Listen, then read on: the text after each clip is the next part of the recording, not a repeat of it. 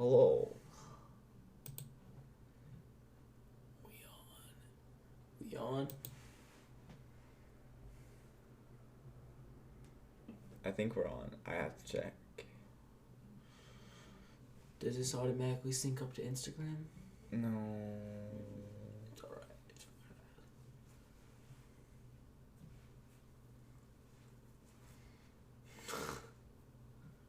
Why are the ads so long? How can there be so many ads? Okay. So we're live. Look at my face. Right there. We're live. Alright. My brothers and sisters, we are live. We are alive. We are flying high up in the sky. Hello, everybody. Welcome Brother. to the hello. My brother Michael. First things first, you gotta give me some love, brother. Come on, Okay. it's been far too long since we've ever done a podcast with one brother. Yeah, it's Not been a summer. while. It's been at least like Over half a year. At this it point. has, yeah. I remember we made a slight attempt before Halloween, but nothing much. Besides that, we haven't done shit. It's not because we've been lazy. Don't get that wrong, folks. We have not been lazy. There's been a series of chaotic, positive events in our lives that have caused us to have to take a break. It has nothing to do with the relationship between Michael and I. It is simply to do with simple life scenarios that hit all of us, each and every single one of us in the head every single day. And this right here, I don't know what I was talking about. Yeah, so I mean, we were hit with the past 6 months have just been insane. It's like, imagine having your ass just split open by a gorilla. Numerous times. Numerous times, Not once. Like, each event that hits you in the face for us is like a gorilla raping us each and every single time there's an incident in our life.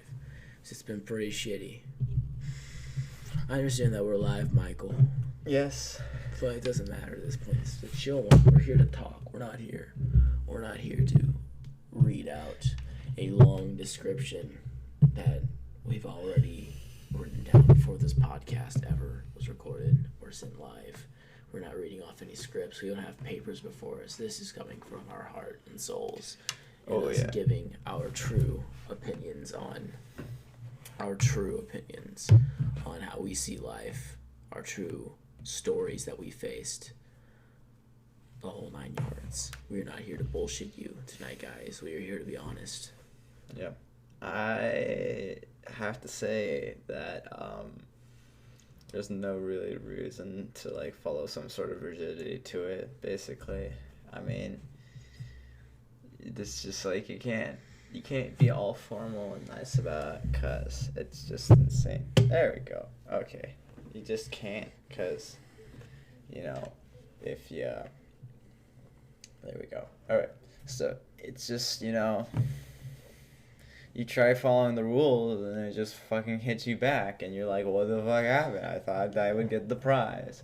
I thought I'd get the next level. That doesn't work. You think following the path everybody else does would lead to some form of treasure?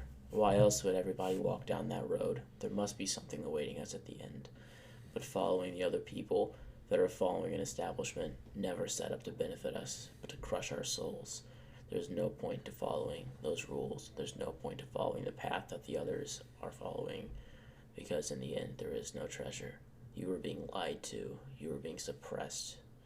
It's like those oxen that carry around the yoke around their neck. That is you, the oxen, being crushed if you follow the normal path. But if you leave the yoke and take your own, you can find success and glory. Whether this be school, work, doesn't matter. You get off the fucking yoke. You understand? That's how it works. And Michael's saying all these rules that you follow are going to come back and slap you in the face. It's because it's true. Michael has had the experience of getting off of his yoke and moving in the path that he actually wants to. And I can confirm that. He will never look at another and decide to follow their path just because they are following it. He decides for his own. Yes. if you keep following the person in front of the other person, so on and so forth, who knows, maybe the first one just tripped and fell off a cliff, and everyone's just keep stripping off the same cliff that no one can see, unless you actually choose to see it. Now, you might have this huge, and the thing is, it's not everybody. Some people are just really working their asses off and they know what they want to do. They want to become doctors and stuff. There's people trying to figure out how to become a doctor and like train in high school, which is insane. But it's that enthusiasm and energy that we put into our actions that moves the civilization forward. If you just keep listening and let other people slow you down, and you decide to, be not lazy perhaps, but actually lazy, and choose, because the thing is that if you really wanted to get to where you want to get, you have to sacrifice some of your sanity.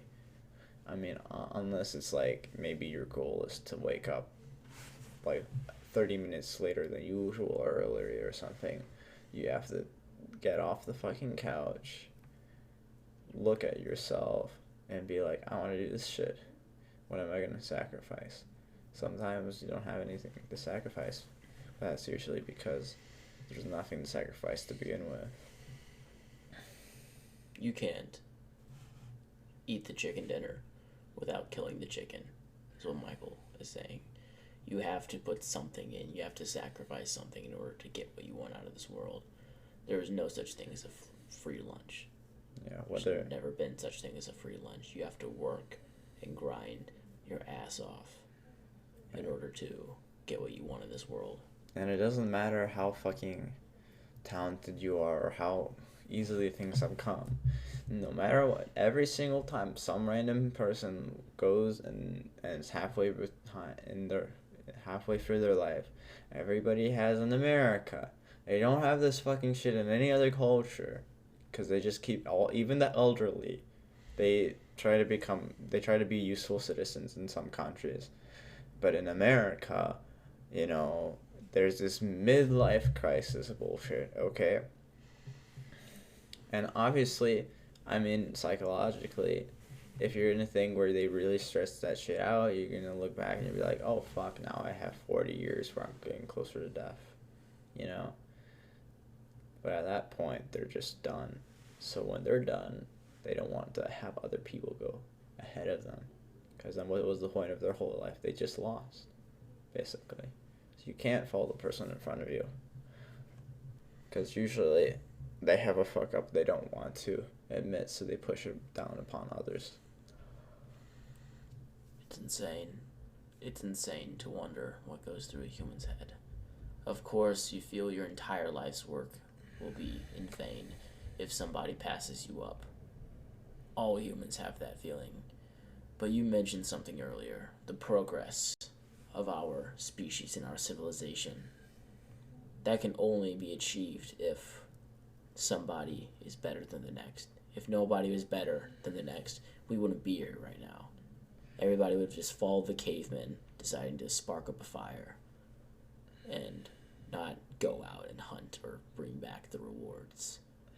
That's what would happen if everybody just followed the next person and nobody was better than the next.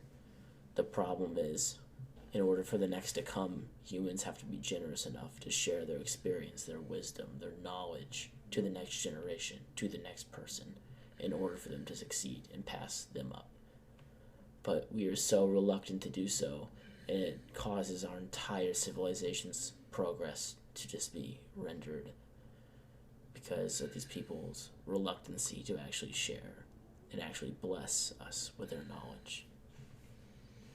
And I don't even think it's I don't think it's most people's faults personally. I think it's because of the society that has been created and civilization that's been created, where due to certain individual thoughts, like thoughts of hatred or stuff like that, become magnified and become worldwide phenomenons.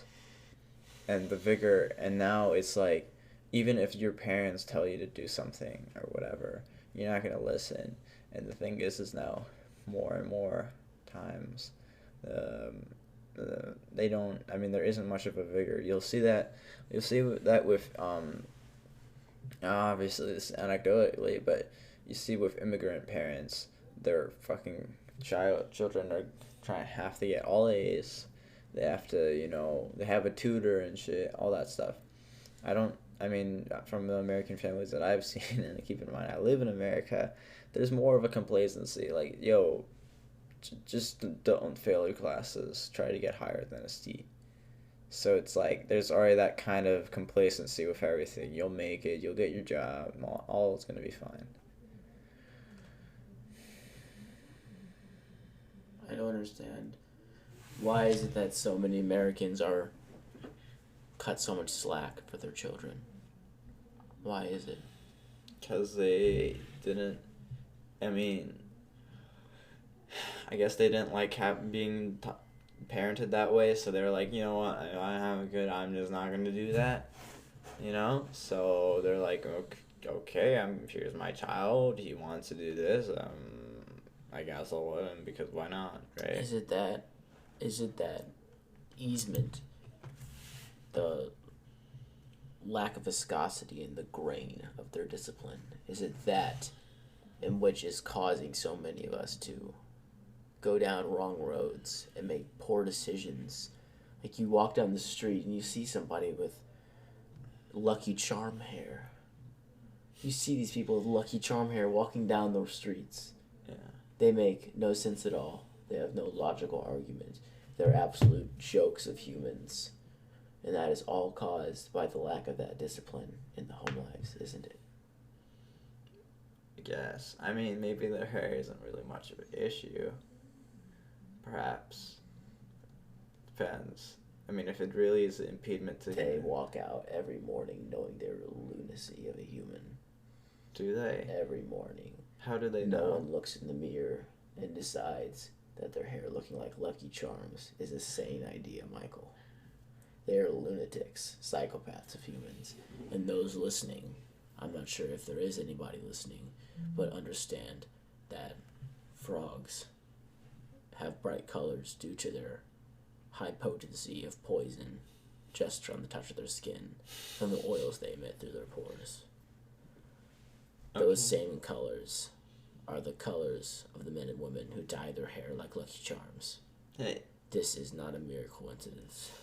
This is indeed a conspiracy against normal man, against normal woman, trying to live out their lives, have families, have kids, a nice car.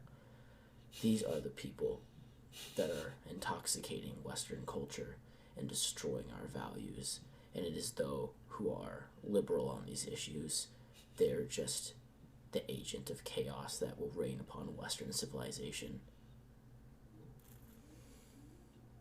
What do you have to say to that, Michael? I have to say, that's pretty spicy.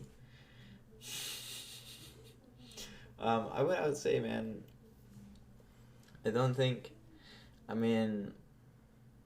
think it's really up to the individual, or at least to find the way where they get the wisdom they need, because, you get fucked over too many times in some class or something, and you're gonna go and you're gonna be looking for something that you don't actually need, and once you find it, you're gonna be addicted to it. And, especially sometimes there's people just don't find the time to actually look at themselves, and they're slowly hating themselves.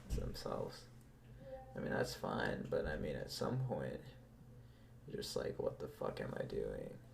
Who am I actually? And sometimes, to avoid having those experiences, and avoid having that feeling of what the fuck am I? Who am I? What am I doing? Instead of to avoid these, the best thing you can do is have experiences of your own, many of which are painful. That is the best way to grow as an individual, the pain inflicted upon you by your enemies. It wakes you up, it helps you realize. You smell the coffee, the morning Joe. You get who is your enemy, who you can trust, who you cannot trust. You gain a new aura of paranoia and mistrust for others. That is the best gift you can ever receive. You understand other people before you even have to speak to them. You can keep yourself safe and take what you want from them if you pay attention to your painful experiences and never make the same mistake twice.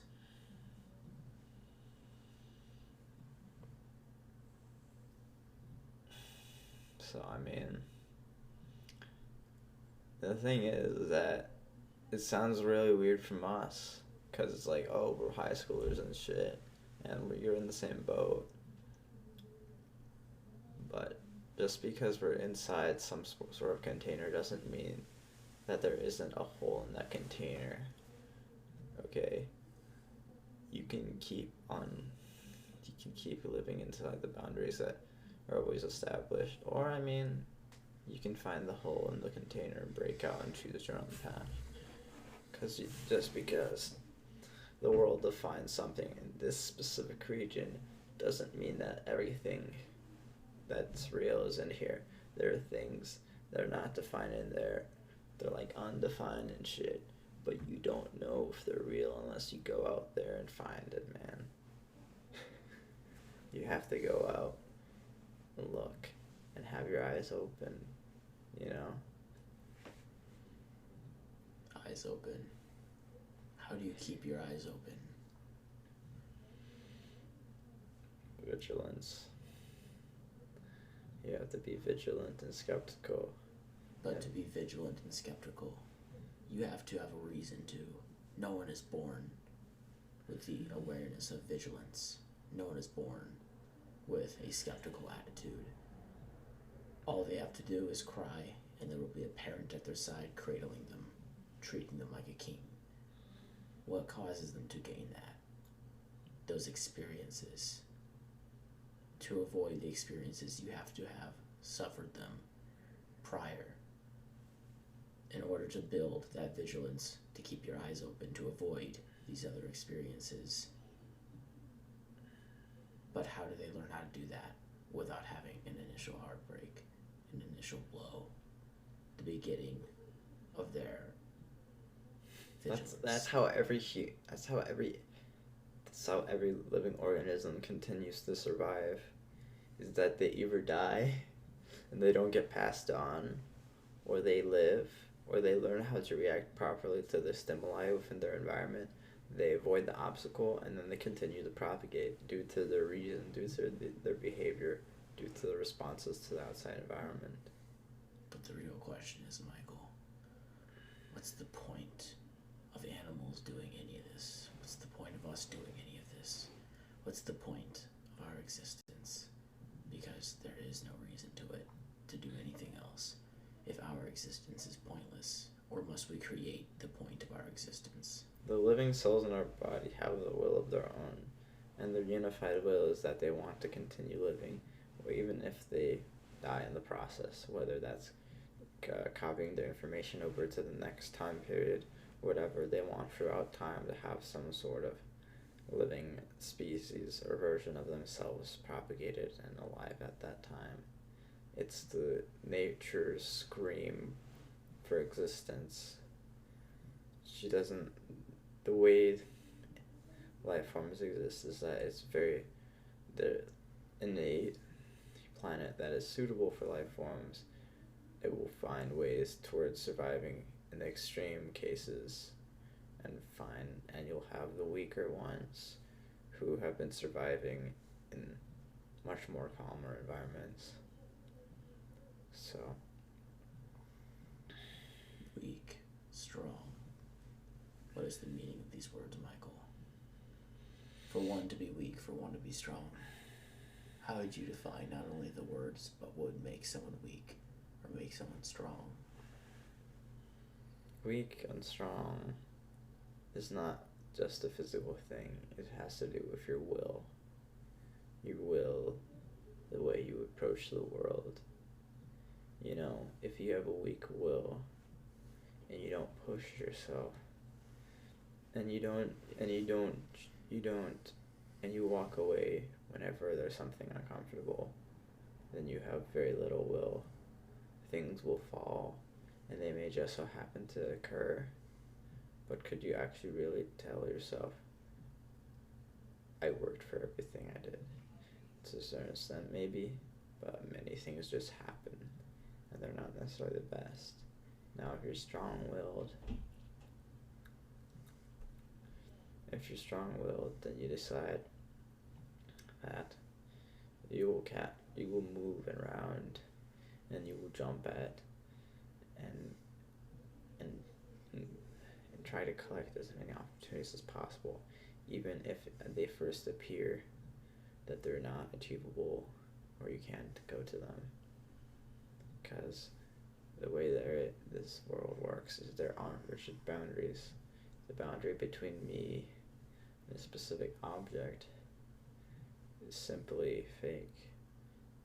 Though when you perceive it and when it appeals to your senses, it seems like it's far away and it's not touching you, but in reality it is, just indirectly. So indirectly, would that include the mind? What are the parts of the mind? How is it that you can choose not to listen to a thought or listen to a thought? Why do we have thoughts or reactions or pieces of chemical action that doesn't directly affect our next action? What is the point of that? You know? Why would we think otherwise of the action that we will be committing? I can think about picking up my phone, but I'm not going to pick up my phone. Why can I think about something that I will not do? Is this just a forecast of our true desires? Do our desires cause our thoughts? When you are, the process of being horny is where all you can think about is sexual intercourse with someone else, all driven by your desire to have sex, to procreate. And that desire, the reward is the dopamine and serotonin. So Michael, are all of our other thoughts like that? Are they just similar to horny? Are our desires, our chemicals within us, causing us to think every action, to think everything? And if so, does that mean there's no free thinking body or entity within us that we can access to escape those desires? Do our desires cause our thoughts? I believe it's our consciousness that prevents us from choosing which thoughts to pursue and what actions to take. Do we just manipulate our consciousness to use it as a plane to store memories and shift thoughts? Perhaps. There is usually, whenever there's a memory in the brain, usually there's an imprint, like an electro imprint on the set of neurons that create that memory. So on the cell neuron level, there is the capacity to store memories. So I think that is a electrochemical or bioelectrochemical process that the brain can perform that is dependent on it's dependent on very little outside forces, except for basic necessities like energy and some simple stimuli. Now, consciousness, on the other hand, is, you see, even if you were able to store memory and create thoughts, right? What's the point of having those thoughts if you're not going to process them? So the question is, how are you processing them? And what happens to stuff you choose not to process? Because your brain's always working, so where does the other stuff go? Does it dissipate or does it go elsewhere? It's a flash of an energy amongst the neurons inside the cell. Where does that flash of energy go? Is it just snuffed out? But energy cannot be created. It just or dissipates destroyed. across the whole network. It dissipates. But what does the thought, what does that electron flash that is the thought, what happens to the thoughts dissipating? Does your brain absorb them subconsciously? I would have to say yes. But, so, my friend, it's very interesting, you know. I think it's like, it's just, I feel like happiness, it's weird because some people have it where their brain is so rigid that they place these way higher up things than they actually need for happiness. And I think that, like, I don't think that people were born with a serious mind or, like, whatever mind. I feel like unless you have, like, brain damage or some sort of genetic issue, your brain is very impressionable. If I would have to say, and this is theoretical, obviously there's minute things that could happen due to, like, just original configuration, so the configuration might be different when you're conceived due to, you know, the womb and all some other stuff. But I mean, theoretically, you place two people and you know, subject them to very similar experiences, they're gonna have a fairly similar point of view. Because you see, the reason why we change our point of views is because something in our life causes a confliction with it, thus we change it. If we have been if we've been saved by a firefighter, we'd be very appreciative firefighters. If a firefighter failed to save my child, I would strongly dislike firefighters. So I say that it's one thing to exist, but it's another thing to be stuck in your.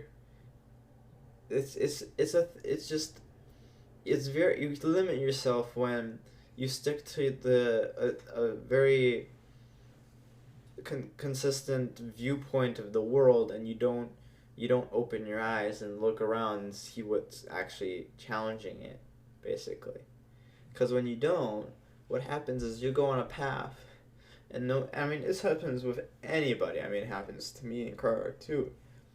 But you go on a path, you look back after a couple months or a year or so, and you're like, why the fuck did I do that? Because it's about positives and negatives. If you had experience and you kept doing it, and the amount of positive emotion and negative emotion legitimately just canceled itself out, then why the fuck did you do this thing in the first place? Because there was no benefit to you.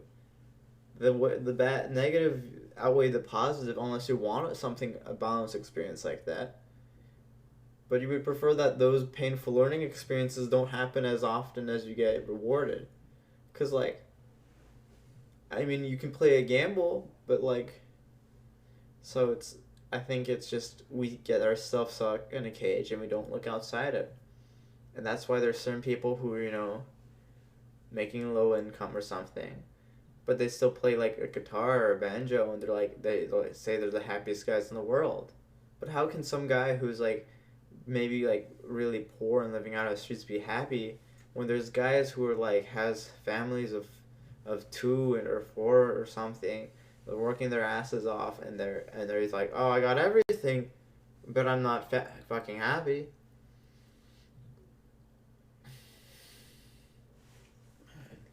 Happiness is so odd, Michael. It's so odd. We've all struggled to find our own happiness, but eventually, like Michael said, you have to come to terms with what you have right now and really just appreciate the life that you have. Because, like he said, there are people in much worse positions that are happier than people in better positions in life. And I think partly the reason why there's so many people that are quote-unquote depressed, quote-unquote unhappy, is because we have a lavish culture in America. Very lavish. The majority of people experience privileges that no one else on this planet can experience. And those go from simply just a warm bed, 3 hot meals a day. You know what I mean? Having a phone things like that. A lot of people have. Right. You know what I mean? I know what you mean. What happens when an entire society is introduced to that and is softened, weakened, and they've come to appreciate that as their bar of happiness, their minimum happiness? If they sink down below it, if they sink down below it, everything else is unpleasing to them, even though it's just a normal existence of another person in another part of the planet. They begin to marvel those. It's like ironic. They begin to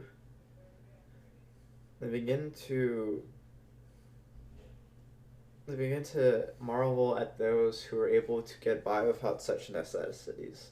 For example, I used to sleep on a normal bed or / mattress, but my bed broke. So instead of going and buying another $600 bed, right? Maybe like really expensive bed. My dad's like, yo, we just got like a roll up mattress futon in the basement. I was like, yeah, I'll just sleep on that. Let me tell you, there's no padding, no anything. It's just you, there is a little bit some padding, but like no springs, no, very little softness to it. You're basically sleeping on the ground. But going from sleeping on the bed to sleeping on the ground, like, it was just another sleep night for me. Because it's like, I just need the bed to sleep. It's not like I can't live without the bed. But you see this with, if someone breaks their iPhone or something, they're like, oh shit, broke my iPhone. That's freaking scary. I need to get it replaced and shit. People lived without it. It's like, there's probably a guy who was just as happy as we are now 200 years ago, and they didn't have this technology, right? If anything, we've gotten sadder as a society. There's been more cases of depression in teens than almost ever before, I believe. The increase is titanic.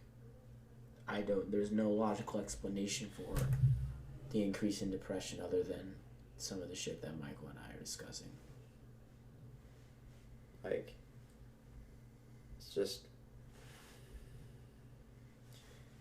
why do people decide to just follow and listen to what they're told? Like, yeah, you can go ahead and, not put up a fight for a while, but eventually you're going to be internally screaming and be like,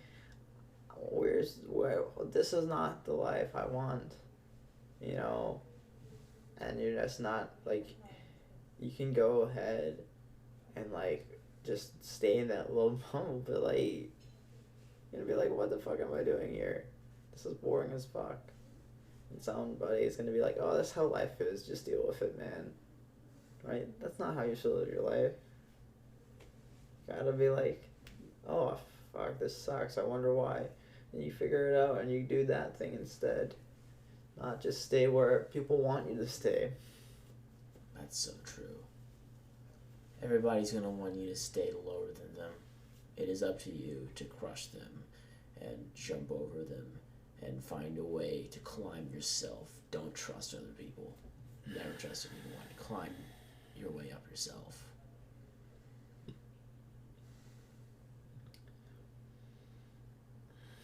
The people who you can trust are the ones who have underwent trials with you, who have battled in the depths of you, in the trenches, who was there with you when you were struggled and pain and endured pain with you.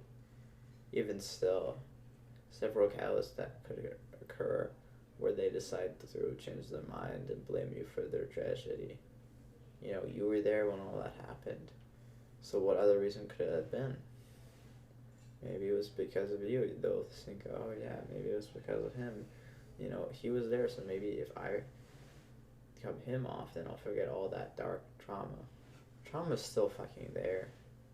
Even if you cut the person out, you break up with somebody, you cut someone out of your life or some shit. Even like 4 months later, you'll be sleeping and you'll be like, fuck, I fucking really hate who I was, or fuck, I should have not been in that relationship or some shit. Because, Valentine's is coming up, so why not bring up that shit too?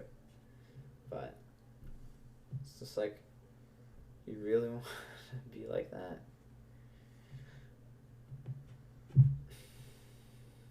It's so difficult. Sometimes you're sleeping and you have flashbacks to the instances where you've fucked up one way or another. So many things have happened to each and every one of us that we've had to suffer through. But we all have to find ways to make our way around our suffering and be strengthened by it, battle-hardened. Not to say you will never get rid of the scars, because let's face it, you won't be able to rid yourself of the scars of some of your traumas. Perhaps they'll get better, but you will never rid yourself of them. They're with you forever. They're your scars. You have to lug them around with you, and you have to wear them proudly and use them to your benefit. Understand the mistakes and the things you've done in the past, and understand that your traumas that you suffer are because of those mistakes, and use them to influence yourself to never commit those mistakes again. You have to let the traumas become who you are as a person. Not that, and when I mean who you are, I mean like the ego, like your system of memories. You have to acknowledge that memory is who you are as a person, in your life. What is part of your identity? Because you can keep ignoring that tragedy that occurred, but whenever you look back or whenever you're talking to people, they're like, there's a gap here between what happened before this and what happened after. Why? How did that happen? I'm not saying don't forget something because other people are going to be skeptical, but I'm saying internally, when you look back, because, people like to look back and be like, oh, that was cool. You're just going to have this huge gap, and then whenever you try thinking about the gap, the memory comes back, so you just might as well acknowledge it as any regular memory that has occurred. You can't ignore that it ever happened. It's just gonna fuck you up even more. Even if the memory isn't something you're responsible for, because whatever trauma occurred may not have been your fault, but it is now your responsibility to own that memory and recognize that this has happened to you. This is something that is a part of you forever, and that you can never let go. Like Michael said, even if you try to block it out and there's just a gap there, eventually you'll think about the gap and it's going to come back. So it's better just to take ownership of your experiences, take ownership of some of the hardships you've had, and just own it. You know what I mean? Yeah. Okay. Yeah. I mean, it's just, and the thing is like, there's different, I think there's 3 types of, like, people you'll see in the high school. You'll see the groups, or the social groups, so they're part of a cog in a little group of gears. You'll see the high performers, slash popular people, in the sense that everybody knows them. They're known for this. They do shit. They don't get caught. All that fucking jazz. And or like, this is the hot whatever. I'm giving an example. Like, hottest girl in school who has all A's or some shit. Like, obviously, I mean, I don't talk to people. I don't really think of attractiveness as a property that constitutes whether a person is good or bad in any sense of the word. But just within that example, it's just like, they're known for this, they're known, and they're there. But, like, there's that skepticism, like, they're there, but what the fuck did they do? Because a person is not gonna flaunt that, because then they get unwanted attention, And then you have the hidden group.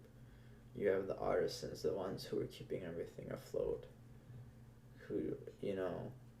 who you don't understand, but later they're gonna be like up on stage and they're gonna be like, yeah, I launched a red car into space. Because no one thought that was gonna happen. No one thought that person that they knew in high school was gonna be that person. But it's just because you weren't looking. If you weren't looking, or he didn't tell you. Because if he told you, then the magic would go away. And perhaps you would be the one on the stage. Because when you go on stage, your sword becomes dull. Your skills begin to waver. Because other people just know that you're good. You're already good. You don't have to do anything. But if no one tells you you're good, you have to keep going, because you never know when you're good. You never know when you're the best. Because if people keep telling you the best, then you'll never become the best. It's true. You have to keep going, because you never know you're the best until you're told you're the best. And even if you're told you're the best, that doesn't necessarily mean you're the best. Maybe they're just telling that because that's all they've seen. Some people, they don't necessarily mean what they say, and it's a really crazy thing. Because you'll talk to them, and they'll talk a specific way, but then they're just a completely different person inside their head. Because they don't want to let you know. They'll live for this thing. There's like politeness, being a gentleman, all that stuff. But it's just like this shell that people decide to live in, and then, you get to know the person eventually. They're just gonna drop it and be like, yo, you're my homie dog, and like, this is what's up.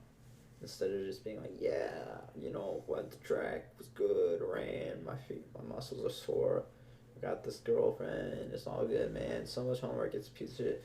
Like, this is all surface level shit. Everyone, like, half the people have that shit going on with them in high school. That doesn't mean anything.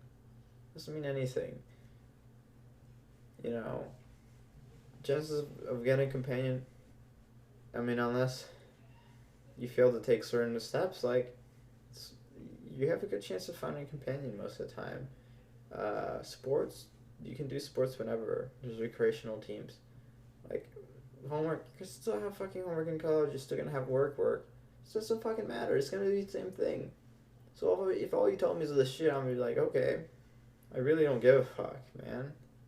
It's good that you're keeping yourself in shape and shit, but like, all right. So what the fuck does that mean? I agree. There's so much surface level bullshit that happens in our day-to-day life. People talk about the weather. They talk about their job, how shitty it is, how their boss is a pain in the ass. Talk about their kids. Talk about this and that. When the truth and reality is, nobody really cares because they have their own kids. They have their own sport. They have their own this and that. They all have their own problems that everybody else faces. It is nearly a universal problem or universal experience in our personal society of America. You know what I mean? So what's the point of saying the same words over and over again that have probably been said by the ancestors before you? What's the point of it? It's been said before. It's a blissful ignorance, my friend. It's like, oh, nothing's changed. Everything's fine. It's like a little it's you telling yourself everything's fine, because it's like, oh, it's a happy little day. Talked to this person. I got the test. Took the test. I got the good grade. It's all good, I'm gonna talk to my friend. He's gonna be like, yeah, it's all been good, and we're gonna do it again and again. Right? It's just that concept, oh yeah, everything's good type of thing.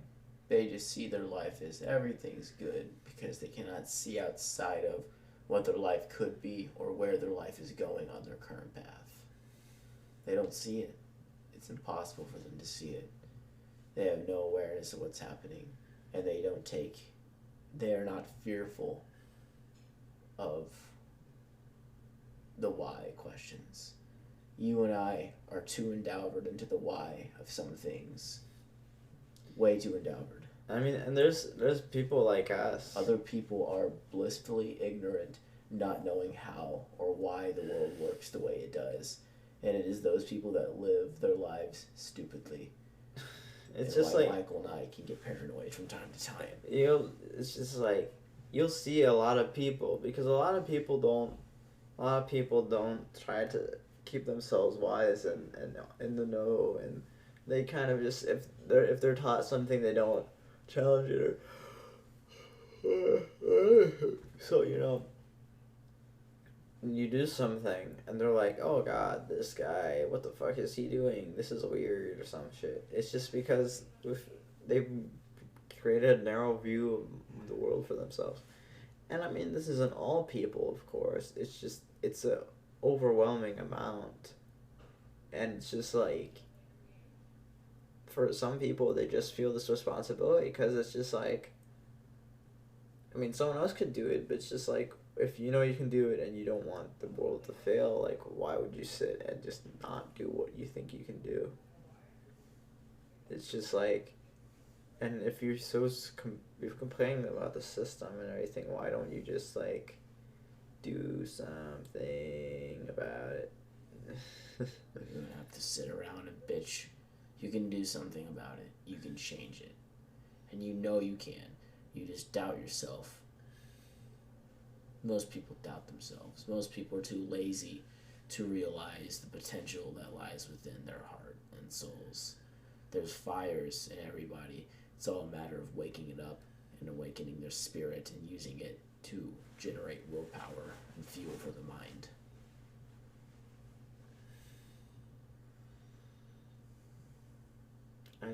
It's just like, there's so many things that we just choose to take on. And it's just like, if you stop for a moment, like, the thing is like, it's just like, this is how, it's the blissful ignorance that life decides to keep. It's just like, dog's not gonna think about when it's gonna die. It's just gonna eat food, play around, be happy, and if it gets a chance, mate with other dogs. And that's the same thing with a good amount of humans. It's just like, get an education, get a job, get kids, get married, make money, retire, have a nice house, realize you fucked up, die in regret, all the same shit. And it's just like,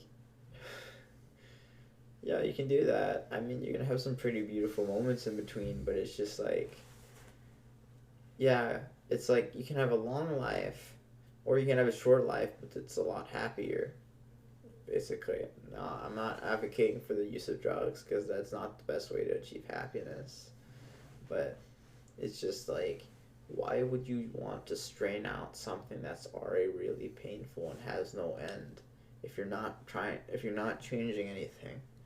Like, why stay in the same state if you know it's just not going to mean anything? Why not explore? Why not find and discover what the world has to offer rather than stay in your nice little neck of the woods? That's true.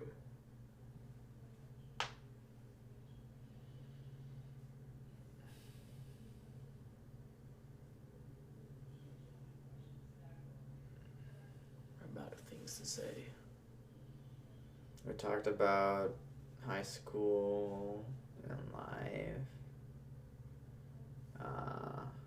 How about those vocational programs?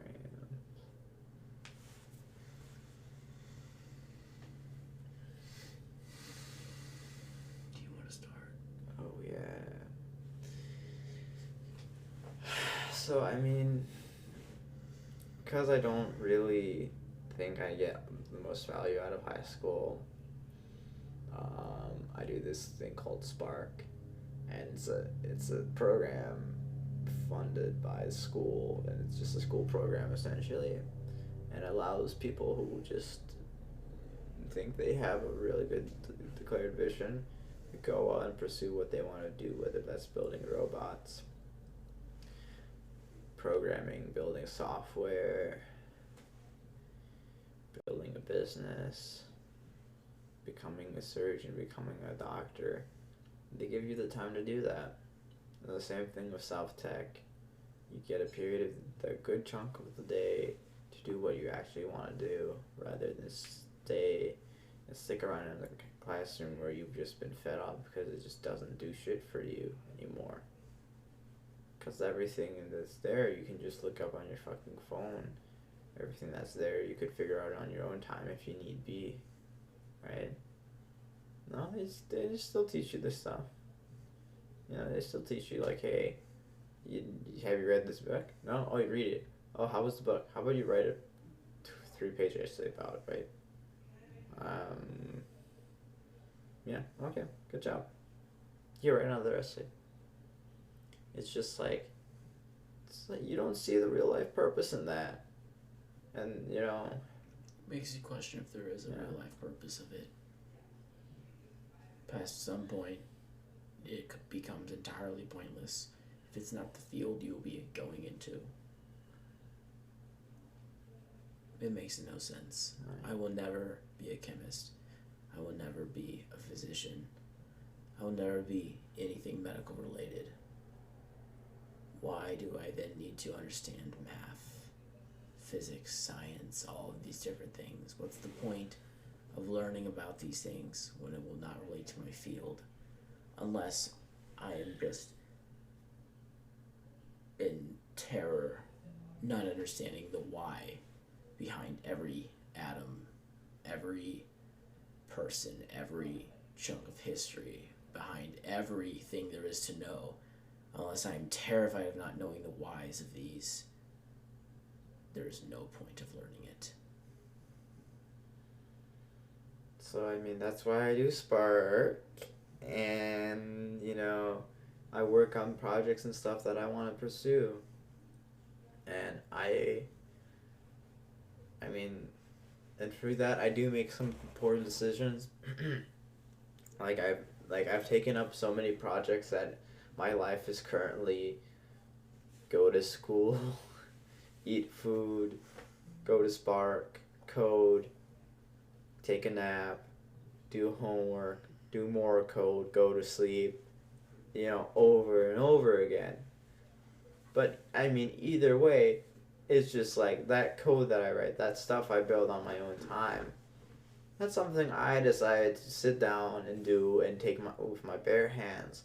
And only my limited knowledge, okay, maybe it isn't limited, I don't fucking know, but with the resources I have in the hand that I've picked out and decided to go and solve whatever problem I wanted to solve, rather than, you know, doing some long ass worksheet about the importance of Romeo and Juliet, you know. So, because, I mean, I could do either thing. It's just I'm going to go to sleep fucking depressed if all I did was regular high school. Like, that's why, like, something like Spark or Self-Tech is good. It's just, like, you're making progress towards what you want to make progress towards instead of, like, being in limbo. Because being in limbo is a very frustrating experience, and it makes you really regret having to go to any school or anything.